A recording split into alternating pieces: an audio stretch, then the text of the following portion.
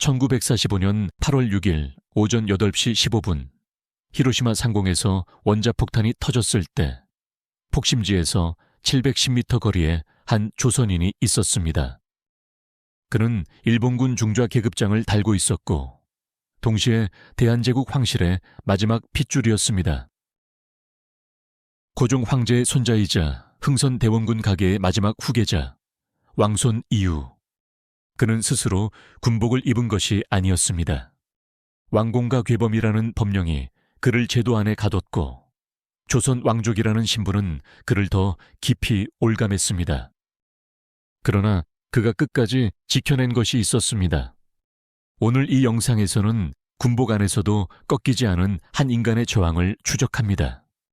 혼인이라는 전선에서 그가 어떻게 싸웠는지, 32세의 마지막 여름이 왜 히로시마에서 끝날 수밖에 없었는지, 그리고 사후에도 계속되는 역사의 왜곡까지. 끝까지 보시면 우리가 왜 지금 이 이름을 다시 불러야 하는지 알게 되실 겁니다. 이유는 1912년에 태어났습니다. 고종 황제의 손자이자 의친왕 이강의 차남. 1917년 후사 없이 세상을 떠난 당숙 이준용의 양자로 입적되면서 이유는 운현궁의 칭호와 재산을 물려받고 흥선대원군 직계 가계를 계승하는 위치에 오릅니다. 운현궁은 단순한 저택이 아니었습니다. 조선 왕권의 뿌리를 상징하는 공간이었고 그 마지막 계승자가 이유였습니다. 형 이건이 일본 황족 여성과 결혼하며 조선 왕실의 계보로부터 사실상 이탈하자 이유만이 마지막 핏줄로 남겨졌습니다. 이유는 외모도 남달랐습니다. 귀족적 풍모와 뚜렷한 이목구비를 겸비한 그는 당대 측근의 증언에 따르면 조선 여성들 사이에서 뜨거운 관심을 받았습니다. 지금으로 치면 아이돌 외모라 불릴 법했습니다. 그러나 그 빼어난 외모 뒤에는 냉혹한 현실이 자리했습니다. 일제는 조선 왕족을 왕공족이라는 특별 범주로 재편했습니다. 표면은 예처럼 보였지만 실질은 감시와 동화 압박이었습니다. 왕족이라는 신분 자체가 일제 통치의 정당성을 선전하는 도구로 쓰였습니다.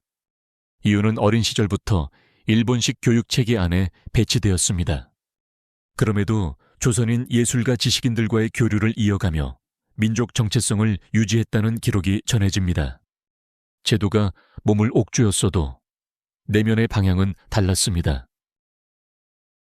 1926년 일본 황실은 왕공과 괴범을 제정했습니다. 조선 대한제국 출신 왕공족의 처우와 의무를 규정한 황실령. 핵심은 왕족 남성의 군복무를 명문화한 것이었습니다. 이유는 이 법령이 설계한 경로대로 움직였습니다.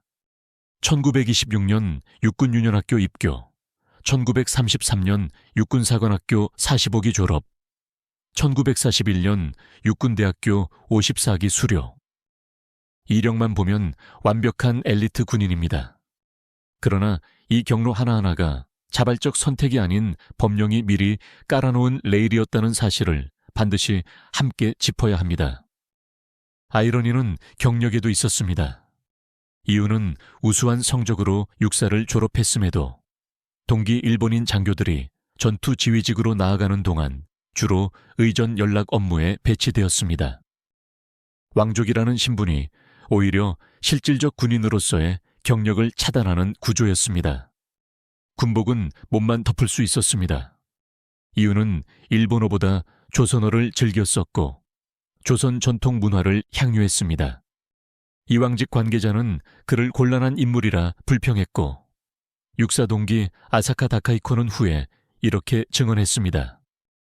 그는 항상 조선의 독립을 마음속에 새기고 있었다. 제도는 이유를 군복 안에 넣는 데는 성공했으나 그 안에 인간을 바꾸는 데는 실패했습니다. 일제의 동화 정책에서 결혼은 핵심 수단이었습니다. 조선 왕족을 일본 황족 화족의 혈통으로 묶으면 그 자체로 동화가 완성됩니다. 형 이건이 일본 여성과 결혼한 것이 그 대표 사례였고 이유에게도 같은 압력이 가해졌습니다. 국내성은 이미 화족의 딸을 배우자로 내정해두고 있었습니다. 이유는 거부했습니다. 귀족적 외모로 수많은 여성의 시선을 받던 이유가 끝내 택한 사람은 조선 여성 박찬주였습니다. 그녀는 개화기 거물 박영효의 손녀. 이 결혼을 성사시키기 위해 박영효는 직접 도쿄로 건너가 추밀원 귀족권, 국내성을 상대로 로비를 벌였고 끝내 쇼와 천황의 칙허를 얻어냈습니다. 1935년의 일이었습니다. 이 결혼은 단순한 사랑의 선택이 아니었습니다.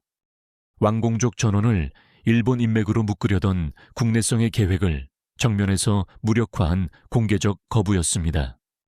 영친왕비 이방자는 훗날 이유에 대해 이렇게 회고했습니다. 일본 것을 병적으로 싫어했고 사사건건 반발했다. 결혼 이후 이유 부부는 조선 왕실의 예법을 가정 안에서 지속했습니다.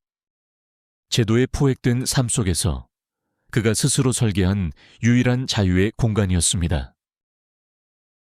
1945년 여름, 광복의 기운이 가시화되던 시점, 이유는 군에서 나오려 했습니다. 수차례 전역을 신청했고 조선 배속을 청원했습니다. 모두 거절당했습니다. 이유는 단 하나였습니다. 왕족의 전역은 군사기에 악영향을 준다는 것. 1945년 6월, 이유는 중좌로 진급했습니다. 그리고 히로시마 제2총군 참모본부 전출 명령을 받았습니다. 7월, 그는 히로시마에 부임했습니다. 8월 6일, 오전 8시 15분, 이유는 말을 타고 참모본부로 이동하던 중이었습니다. 폭심지에서 710m, 그 거리에서 원폭의 폭풍이 그를 낙마시켰습니다. 다음 날인 8월 7일 오전 5시 5분, 니노시마 해군병원에서 이유는 32세로 눈을 감았습니다. 종전을 9일 앞둔 날이었습니다. 스스로 선택하지 않은 전쟁에서, 스스로 선택하지 않은 장소에서 끝을 단 9일 앞두고 사라졌습니다. 장례는 8월 15일 일왕의 항복방송으로 인해 오후로 연기된 뒤 경성운동장에서 치러졌습니다. 이유의 죽음 이후에도 역사는 그를 놓아주지 않았습니다. 1959년 이유는 야스쿠니 신사에 강제 합사되었습니다. 본인의 의사는 없었습니다. 유족의 동의도 없었습니다. 2007년 언론 보도로 이 사실이 공론화되었고 유족은 합사 취소를 반복 요청했습니다. 현재까지 합사 상태는 유지되고 있습니다. 국내에서는 이유를 친일 인사로 분류해야 한다는 주장도 제기되었습니다. 그러나 민족문제연구소의 친일인 명사전 편찬위원회는 강제동원과 저항의 정황을 면밀히 검토한 끝에 수록하지 않는 것으로 결론지었습니다. 편찬위의 공식 표현은 이랬습니다. 사실상 볼모의 처지였다고. 이유의 사례는 식민지 역사 해석의 핵심 질문을 정면으로 제기합니다. 협력과 강제의 경계, 군복을 입었다는 사실만으로 단죄할 수 없습니다. 그 군복이 어떻게 입혀졌는지를, 그 안에서 무엇을 지켰는지를 함께 보아야 합니다.